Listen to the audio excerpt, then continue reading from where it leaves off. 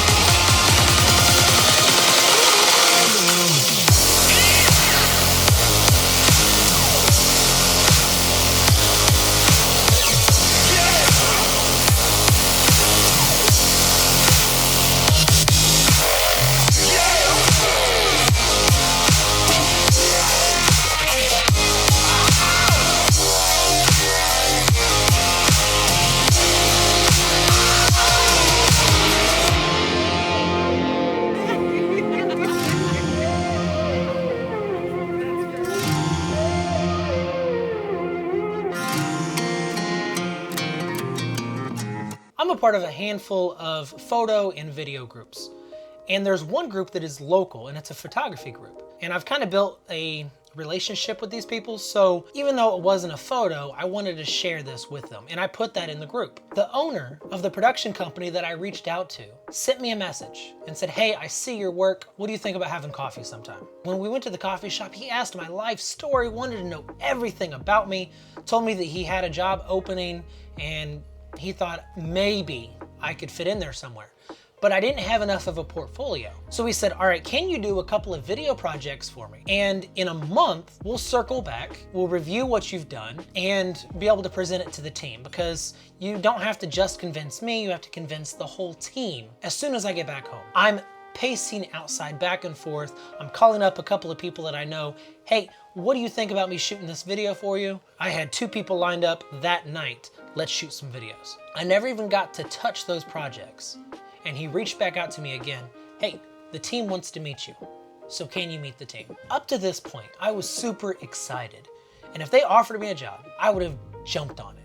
And when I went into this meeting, there was some red flags that kind of made me feel a little bit different, made me feel a little uneasy. They really focused on the stress of meeting the deadlines and how you had to be flexible to the schedule.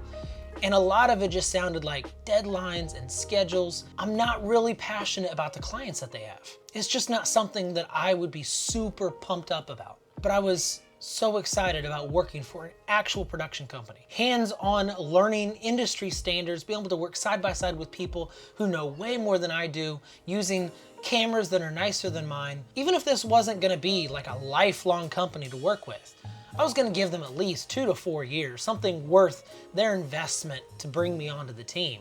But I was really uneasy about it. I did keep going back and forth though. Is this something I really want to do? And I was concerned that if I was shooting and editing all day long, when it came to my own projects, would I be burnt out? Would I be sick of it and not want to do my thing? Would I lose the thing that I love because it became a job? He shot me an email. The job offer was right there, and instantly, it was 35% less than what my current wage is. No insurance, way less vacation days. But the biggest thing, the thing that bothered me the most, was a non-competitive clause to where I could not do anything similar to what they do, photo or video, any of it. Now, at the coffee shop, I already told him I still want to be able to do my own projects. He said that was fine. In the second meeting, I told him I want to be able to do my own projects, and he said that was fine. but I saw a little bit of uneasiness and hesitation. He chose his words carefully. And then when I turned down the job, I gave him the reasons why I turned it down. And he followed up with, you can still do personal photography and weddings. I don't want to do personal. I want to do commercial. I want to support mom and pop shops and local businesses, support entrepreneurs. I wanted to do the commercial, not personal. And it was a 2-year non-competitive clause. So even if I gave him 2 to 4 years and then I wanted to go do my own thing, I couldn't because he didn't want competition. Maybe what he was offering me was fair because I don't have any professional experience other than what I've dabbled in. And he did say that if I met some parameters within like the first year, I would have some pay raises. And it might have been a completely fair offer. And the non-competitive clause, maybe that was fair too. I just realized it wasn't a good fit for me. What got me into this to begin with is my love for working for myself. When I did tree work and I had my own clients, my own projects, this was my business, the entrepreneurial spirit. I don't want to be a cog in the machine. I want to be the machine. And I don't know what that means. I don't want to be stressed out, trapped in somebody else's office, building their thing that I'm not passionate about. Now, I will be honest, every avenue that I think about going down when it comes to content creation for other businesses and whatnot, there are inner workings of each one of those paths that I don't like. Do I want to build a business model around that? And the only business model that truly gets me excited with no cons, although there are cons to it, but no cons that really make me want to turn away from it, is YouTube. And I've kind of accepted that maybe this whole video thing is a hobby. Maybe it's just something that I enjoy. Maybe I'll work a normal job for the rest of my life, or maybe this will turn into something big. But regardless of what direction I go, I have to be true to myself that this is my thing. I remembered my why. I remembered what got me passionate about this craft to begin with. Maybe I turned down a good business opportunity. Maybe I turned down a great opportunity, but I turned it down because of my purpose. And although I thought I wanted to go that route, I think I would be really, really unhappy. I've been wanting to tell this story for a long time, and I'm kind of excited because the stress is gone. The stress of being successful. And now that I'm embracing this as a hobby that might make me some money, but I can do it just because I love it and to be creative and grow, I can't wait to see what happens in 2024. Like always, work harder and smarter.